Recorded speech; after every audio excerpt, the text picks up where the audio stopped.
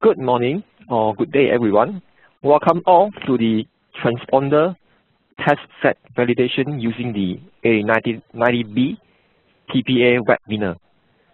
My name is Hock Eng Lim, the product planner for Agilent's power meter and power sensor solution. I have two roles in today's webinar.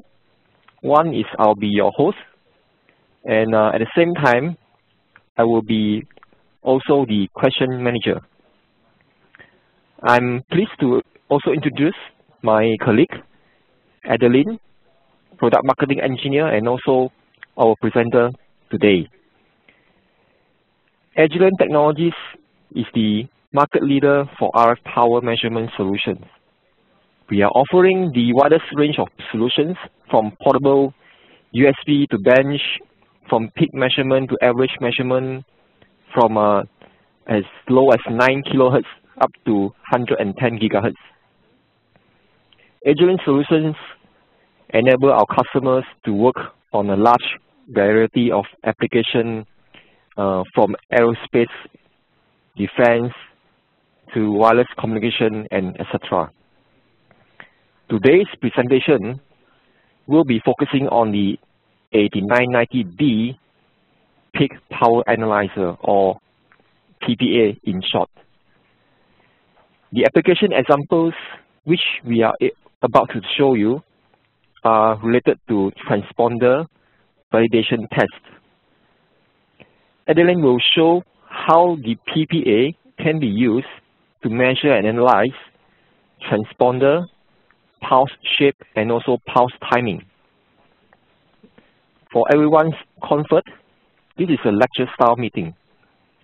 Therefore, your phones will be muted to minimize any background noise for everyone's convenience. However, you can also send questions in writing at any time during the presentation or at the end of the session through the Q&A functionality box of the WebEx meeting. We'll do our best to answer your questions during the session, but may come back to you after the session if we are not able to do so. While the answers to your question may be published to others to see, we'll keep your identity private.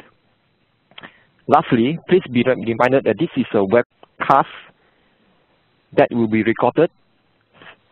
Hence, you can review and share with your colleagues at any time. Without further ado, I present to you Adeline. Thank you, Hock Eng. Good morning, everyone. My name is Adeline Lim, the Product Marketing Engineer for Power Meter and Power Sensors in Agilent Technologies. Today, I'll be presenting this paper titled Transponder Test Set Validation using the 8990B Peak Power Analyzer. This presentation will take roughly about 40 minutes so that we can have enough time to take some questions from the audience. My colleague, Hock Eng, will be the question and answer manager for today's webcast. Let's get started by looking at the agenda for this presentation in the next slide.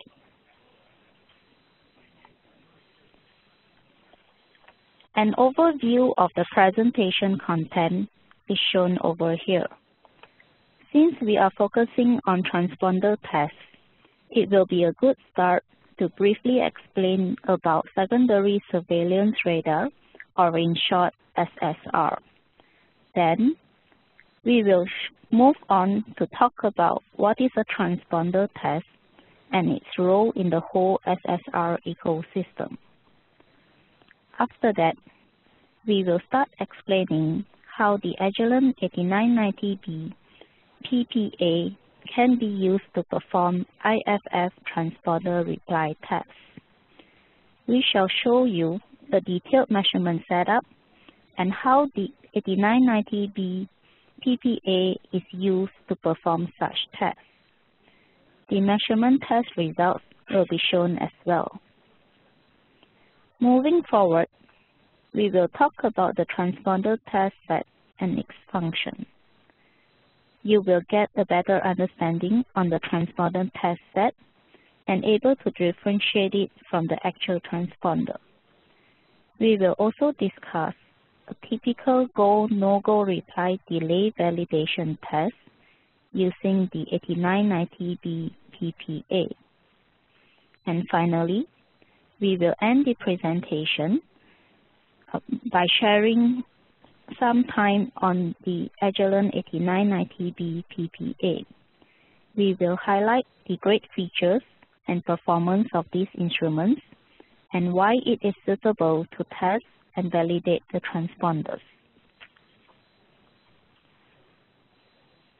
I believe it would be beneficial to some audience here for me to start by explaining briefly what is a secondary surveillance radar and its operating principle.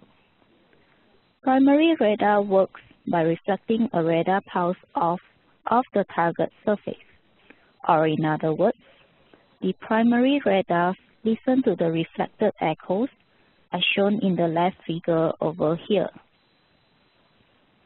This mode of operation has limitations. For example, primary radar has difficulty detecting non-metal or composite-based aircraft parts. Secondly, it also has to deal with reflected signal attenuation problems, typically worsened by heavy rain. These problems have negative effects on the radar detection accuracy. Secondary radar originated from the identification friend or foe, or better known as IFF, radar application developed during World War II. These radars actually complement the primary radar system, which possess some limitations as explained earlier. Secondary radar works by transmitting and receiving high-frequency modulated pulses, also called interrogation and reply signals. As shown on the right figure here, the ground station sends interrogation signals to the airborne aircraft, and then the plane on the board transponder responds to the interrogation signals by transmitting back reply signals. Modern secondary radar systems are used not only in military aviation operations, but civilian aviation as well. The civilian secondary radar system is called Secondary Surveillance Radar, in short SSR, and it is primarily used for air traffic control, such as in Air Traffic Control Radar Beacon System, also known as ATC-RBS, and Traffic Collision Avoidance System, also known as DCAS. SSR operates in different modes, known by letter designators, such as Mode A, B, C, D, and S. For example, Mode A interrogations are used for plane identification information, and Mode C interrogations are used for altitude information. In the military front, secondary radar uses modern and enhanced IFF systems, but the basic operating principle remains the same. Other military secondary radar applications is the tactical air navigation, or called TACAN in short. Rather than alphabetic modes, the military uses numerical modes such as Mode 1, 2, 3, and so forth. As mentioned previously, transponders are an important part of the secondary radar system. They are usually mounted on the undersurface of the aircraft fuselage. The transponder is basically a transmitter and a receiver. As shown in the timing diagram here, during operation, the transponder receives interrogation pulse pairs from the ground station and decodes the requested inquiries. After a specified delay duration, the transponder then responds with a different series of pulses that contain the information requested by the interrogation transmission. The communication exchanges can include information such as the aircraft identifier, altitude, and bearings. The interrogation and reply pulses use different frequencies depending on the mode of operation. A typical example for IFF system is that the interrogation pulses are transmitted at 1030 MHz and the reply pulses from the airborne aircraft are transmitted at 1090 MHz. After understanding how transponders work in real-life operations, let's have a look at the transponder maintenance and validation test. First question raised before we go into a little deeper on this topic is why do we need to perform transponder maintenance and calibration? Well, obviously the short answer is to ensure the pilots and passengers' safety in the aircraft. In fact, federal aviation safety standards from both military and civilian bodies around the world require transponders to undergo periodic maintenance and calibration. The idea is to validate the transmit and receive functionality and performance of the transponders. Function tests evaluate if the transponder is decoding the correct interrogation pulses and replying with the correct pulses. And for performance check, it is to ensure accuracy and specification conformance of items such as pulse power and timing. Ultimately, these maintenance tasks optimize efficiency and minimize the potential for transponder failure during operation. A malfunctioning transponder can result in a catastrophic event. From the military operation perspective, a transponder failure, such as an incorrect reply, can mean a difference between a life and death situation. The following slides will demonstrate how the Agilent 8990B PPA is used to perform the transponder and transponder test bed maintenance and validation. For both devices, the test is performed using the PPA to measure and analyze the interrogation and reply signals, such as transmit power, pulse profiling, double pulse spacing, and reply delay timing measurements. Now, I'm going to explain how to measure the IFF transponder's simple reply pulse. The objective of this test is to ensure that the transponder generates the correct reply pulses using the correct reply delay. The test measurement setup is shown in this slide. We will be using the Agilent MXG signal generator to generate the interrogation pulses to the IFF transponder under test. The transponder under test shall transmit out the valid reply pulses after a specified delay duration. In this setup, directional couplers are used to ensure both the interrogation and the reply pulses can be channeled into the 8990B PPA to be analyzed and measured. And before validation measurements are done, it is important to have the couplers and cables characterized to obtain the necessary measurement offsets. The interrogation pulse is on channel 1 and the reply pulse is on channel 4. Also, we are using two N1923A peak power sensors in this setup. These sensors covers up to 18 GHz. Using the Agilent N7620A Signal Studio pulse building software, the interrogation pulses are constructed according to the operating modes as shown in this table. In this application example, the transponder is set to operate using mode 1 for the interrogation and reply pulse. These are the capture waveforms and measurement results on the 8990B peak power analyzer for the interrogation pulses.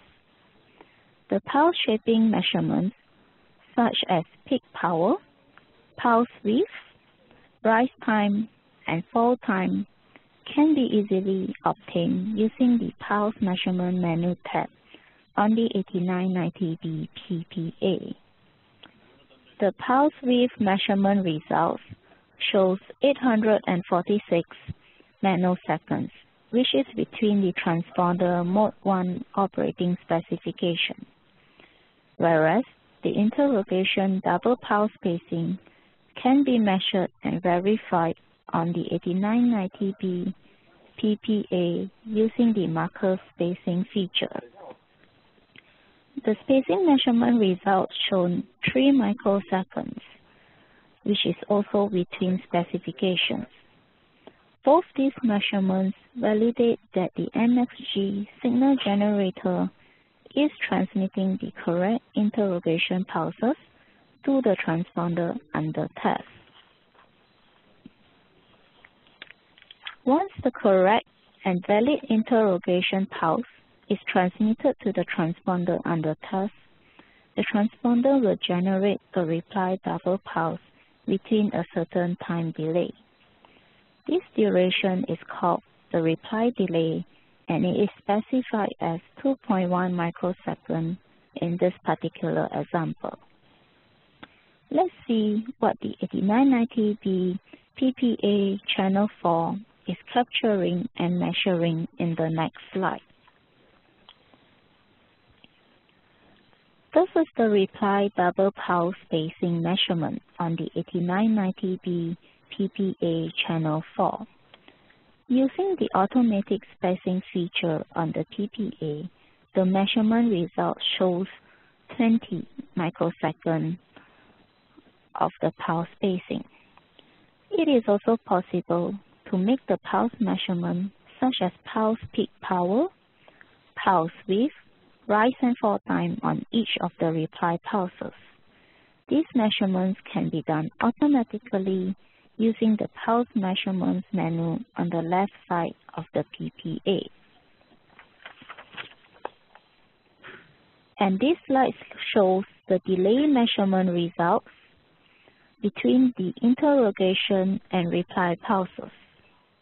The delay is defined as the spacing duration between the second interrogation pulse to the first reply pulse.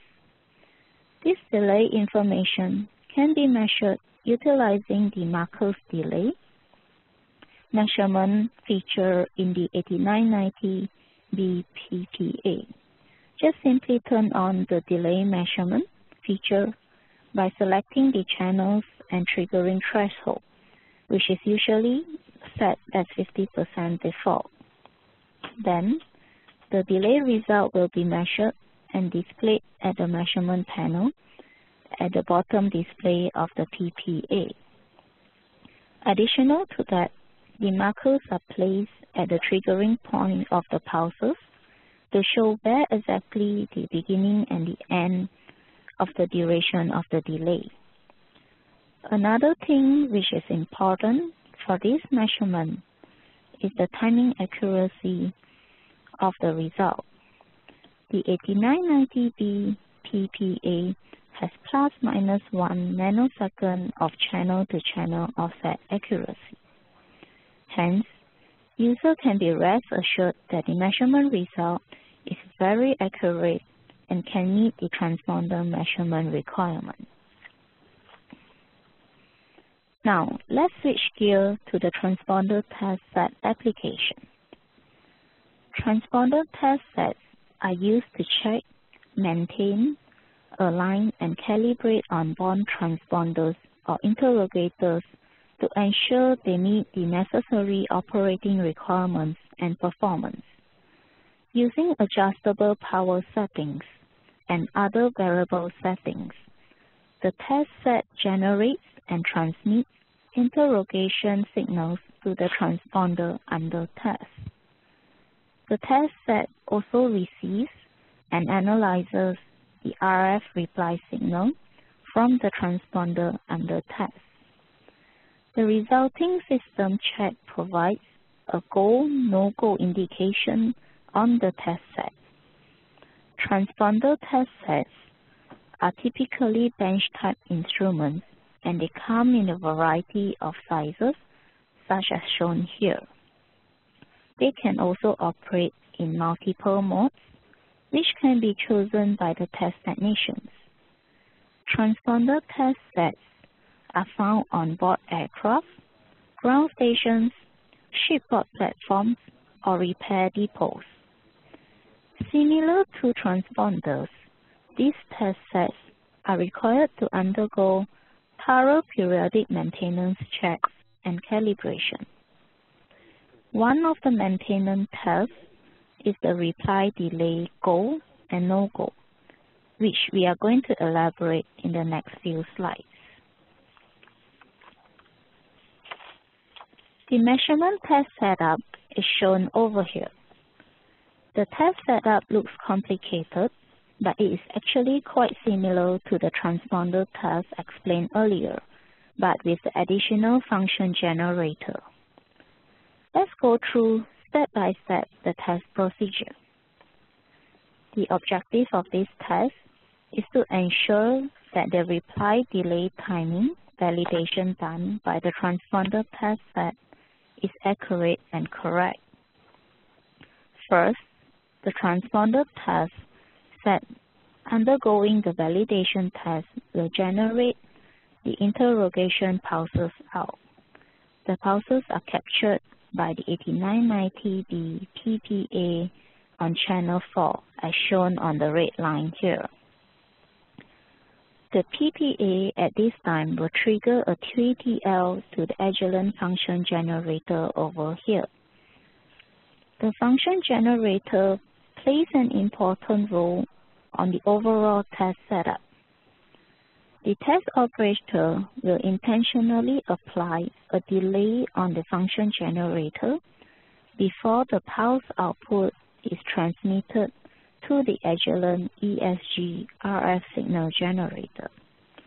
The delay applied here is to stimulate the return pulse from a working transponder.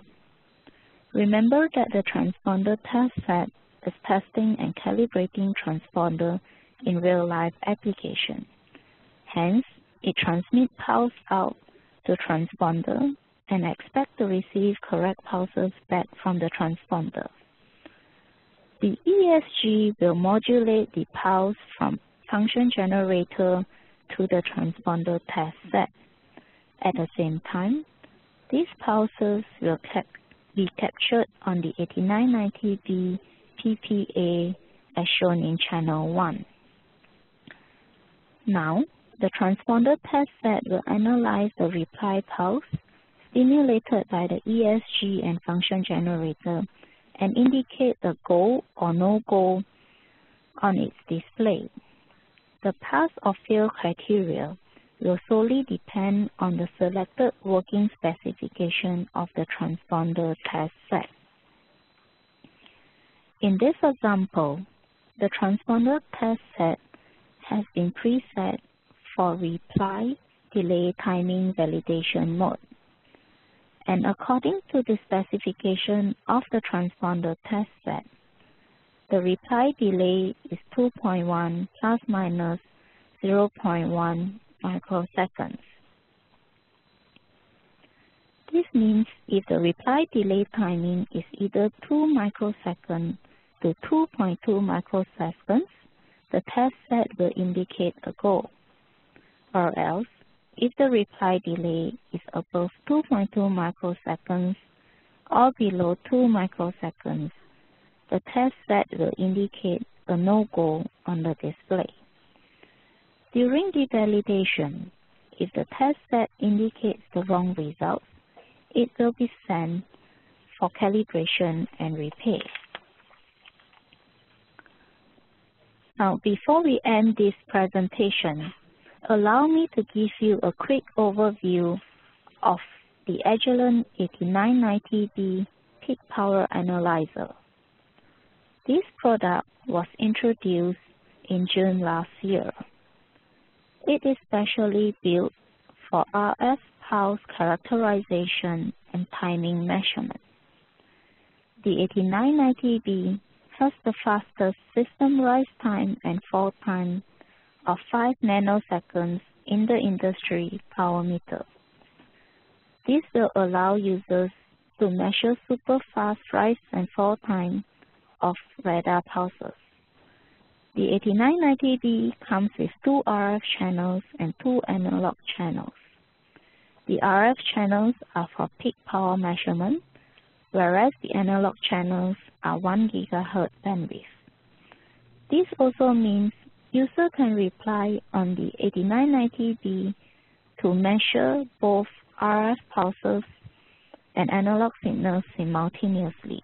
Indirectly, it will help them to reduce the number of test equipment and save costs. Designed to be user-friendly with a 15-inch touchscreen, the functions, buttons, and soft keys are easy to operate and understand. The box is running with Windows operating system. Users can save and load files for generating test reports. USB ports are available at the front side and also at the side of the box.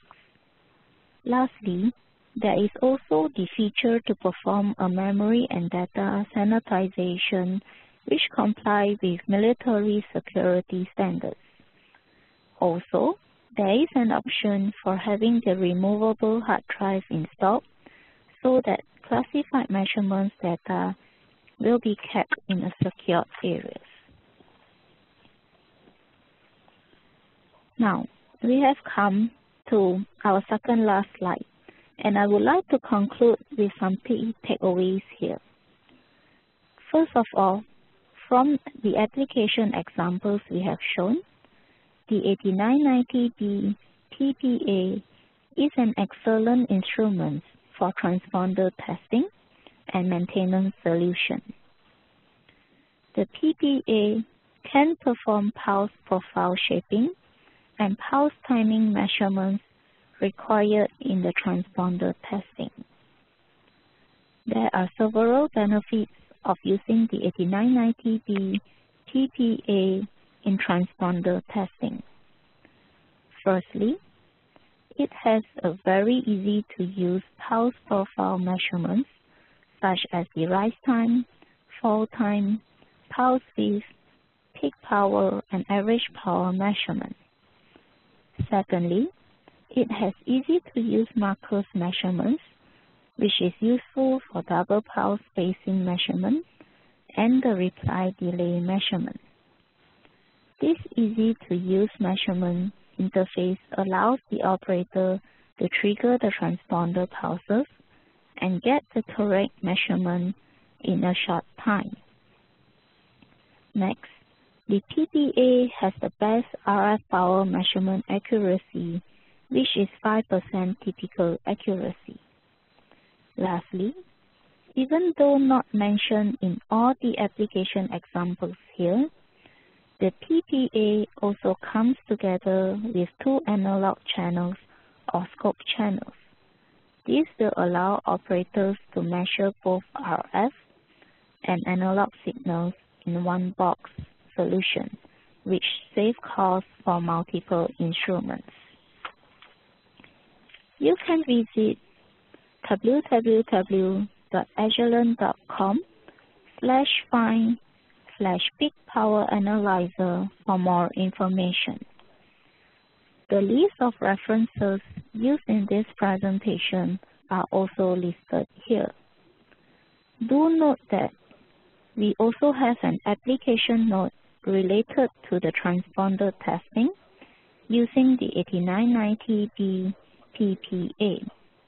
You can download this application note from our RF Power Tips webpage at www.agilent.com. www.agilent.com/find/RF-power-tips.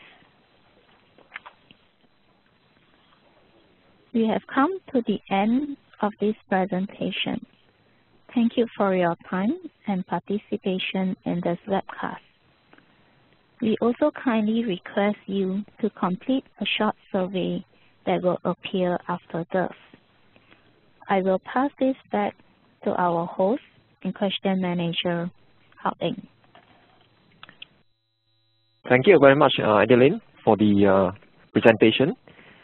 So as Adeline mentioned, it is time for the questions and answers. Again, just a reminder, you can send the question in writing now through the Q&A functionality of the WebEx meeting. We'll do our best to answer your questions during the session. If we are not able to do so, we'll come back to you after the session through emails. While the answers to your question may be published for others to see, we'll keep your identity private.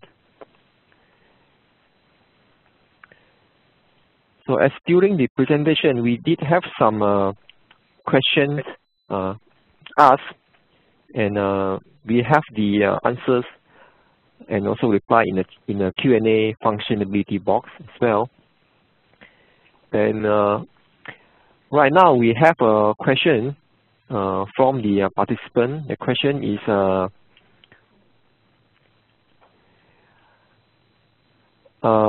about the advanced triggering. So for example, pulse width triggering. So the question is, can the peak power analyzer do that? Okay. Yeah, for advanced triggering, the current 8990B, we do not have this feature at the moment, but we will have this feature very soon in the next enhancement. That will be a firmware release coming up in December. And also there will be many other features together with the advanced triggering that will be released next month. They are all free of charge.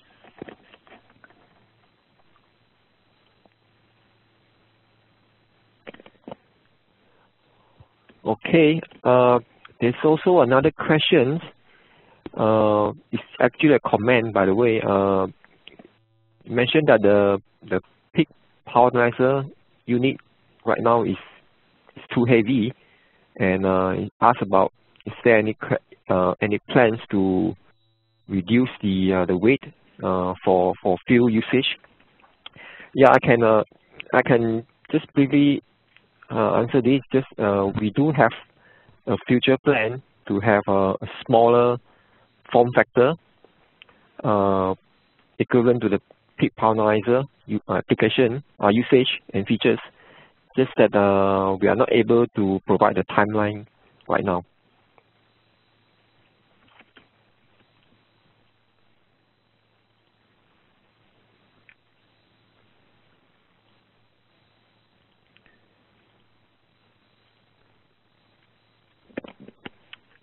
Okay, it looks like this.